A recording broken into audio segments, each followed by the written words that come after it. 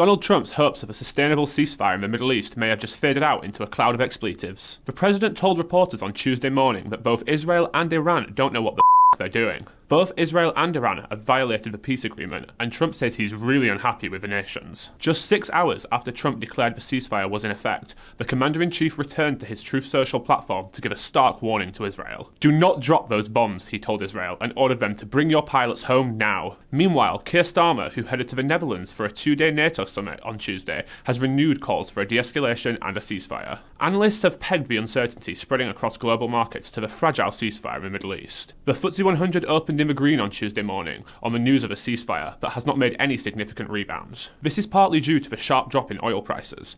The price of Brent crude tumbled 5% to below $68 after the ceasefire news, and this was on top of a 7% slump on Monday. While speculation both parties were going to break the ceasefire helped it row back some minor losses in later trading, the price of Brent was still down 2.5% for the day.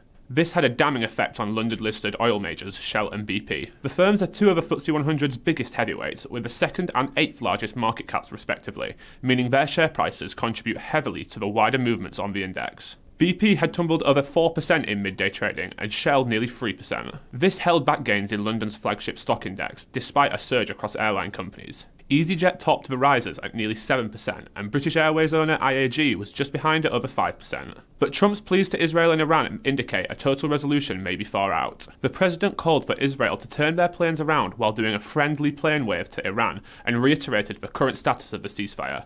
How the nations choose to respond and how long that lasts may be a different story. Shell and BP have dominated the market in the last week after oil prices surged, but the pendulum swinging on the Middle Eastern conflict has flipped their fate. Should Trump's calls fall flat, the pendulum may be set to swing once more. For all the latest, head to cityam.com.